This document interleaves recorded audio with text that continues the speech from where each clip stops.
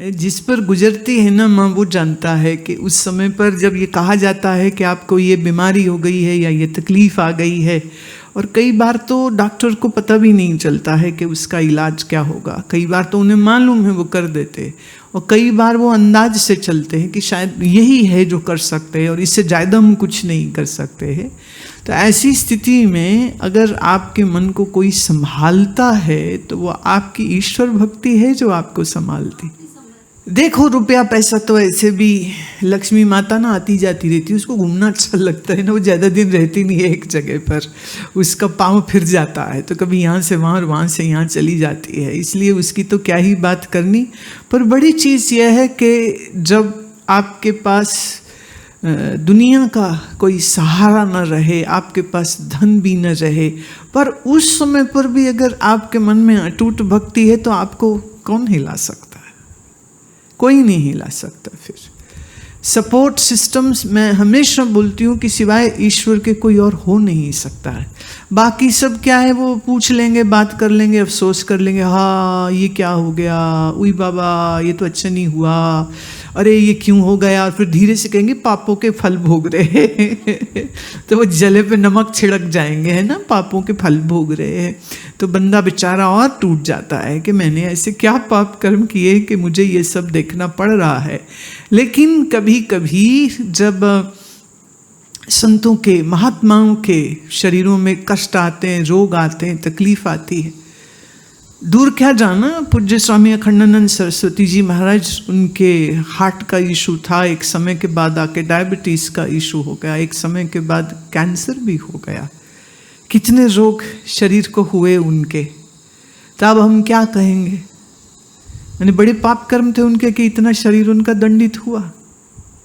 तो कभी कभी कुछ चीज़ें हैं कि उसको आप नहीं समझ सकते हैं, और कभी कभी संत लोग खुद भी कह देते हैं कि शायद ये आखिरी जन्म है, इसलिए सब समुचित कर्मों का निपटारा एक ही बार में हो रहा है, इसलिए बहुत सी बीमारियां आ रही। लेकिन महात्मा को तुम कभी रोते हुए नहीं देखोगे, तकलीफ में नहीं देखोगे, हाय हाय हाय मर गए ऐसा बोलते हुए नहीं देखोगे। कितनी तकलीफ हो, लेकिन उसके बावजूद उनकी शांति बनी रहती है, उनका बुद्धि का स्थिरता बनी रहती है, उनके मन में भक्ति बनी रहती है, और जो हो रहा है वो सब ठीक ही है। क्योंकि वो कहते हैं शरीर 50 साल और जी जाए कि 5 दिन ही और जिए, अंततः तो देह ने मरना है, और आत्मज्ञान का बड़ा कार्य तो कर लिया। अब शरीर बोले रहे रहे, नहीं रहे तो नहीं रहे, उनको कोई अफसोस ही नहीं होता है इस बात का। इसलिए बड़ा बड़ा कष्टकारी खबर सुन करके भी वो घबराते नहीं हैं। मैं एक और संत को जानती हूँ, उनके एक बार हार्ट अटैक हो गया, फिर उनके एक बार ब्रेन में स्ट्रोक हो गया, फिर उनके एक बार टीबी हो गई, फिर उनके एक बार, मतलब हर बार ना कुछ ऐसी खबर सुनने को मिल, अब ये हो गया, अब ये हो गया। लेकिन मैं जब भी जाती हूँ उनको मिलने के लिए तो वो तो ऐसे ही हंस हंस के मिल रहे होते थे जैसे हमेशा मिलते हैं, प्रसन्न हो रहे हैं, खुश हो रहे हैं, और ज्ञान विज्ञान की बात कर रहे हैं, अपनी बीमारी की बात नहीं कर रहे। अगर पूछ ही लिया, एक बार एक्सीडेंट हो गया था उनका, और उनकी गाड़ी में एक संत और थे, उनकी मृत्यु हो गई थी। लेकिन तो भी जब मैं उन्हें मिली तो वो मरे हुए अपने गुरु भाई की शरारतें मुझे सुना रहे थे। उनने ये किया था, उनने ये किया था, उनने ये किया था, उनने ये किया था, वो ऐसे गाते थे, वो ऐसे करते थे, उनको बड़ा मज़ा आता था, लोगों की पंचायत लगा के बैठे रहते थे, उनको बड़ा अच्छा लगता था ना, वो उनकी वो अच्छी अच्छी बातें सुना रहे हैं। लेकिन इस बात का वो अफसोस नहीं कर रहे हैं कि हाय वो मर गए ना।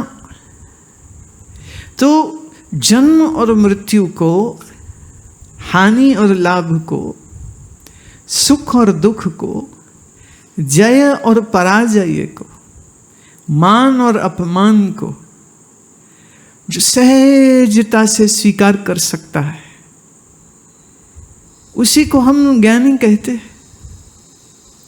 और जिसको थोड़ी जद्दोजहद करनी पड़े, थोड़ी मशक्क़त करनी पड़े, तो वो अभी साधक है बेचारा, थोड़ा टूट जाता है, 2-4 दिन रो लेता है, ये क्या हो गया, क्या हो गया। फिर छठे दिन आके याद आता है, अच्छा चलो कोई नहीं, फिर वो एक्सेप्ट कर लेता है, स्वीकार कर लेता है कि जो हो रहा है तो वो हो ही रहा है। तो थोड़ा देर में उसको समझ आती है, और ज्ञानी को जरा जल्दी समझ आ जाती है, और जो अज्ञानी है वो तो मर खप जाता, उसको समझ तब भी नहीं आती उसके साथ क्या हुआ है और क्यों हुआ। ये फर्क है एक आम आदमी में, एक साधक में और एक संत में। आम आदमी के सिर पर मुसीबत आती है तो सिर्फ टूट जाता है, साधक के ऊपर मुसीबत आती है तो कुछ थोड़े से सोच विचार रोने धोने के बाद उसको लगता है अच्छा चलो जो ईश्वर इच्छा या मेरा प्रारब्ध में ऐसा होगा। और ज्ञानी हम उसको कहते हैं कि बड़े से बड़ा कष्ट उसके जीवन में आ जाए, उसको क्षण भर नहीं लगता उसे स्वीकार करने में। और फिर वही बात, सपने में तुमने अपने आप को मरते देखा, सपने में आपने सारी दुनिया को डूबते हुए देखा, हाय हाय तौबा तौबा करी आपने सपने में, पर फिर आंख खुली तो पाया कुछ है ही नहीं।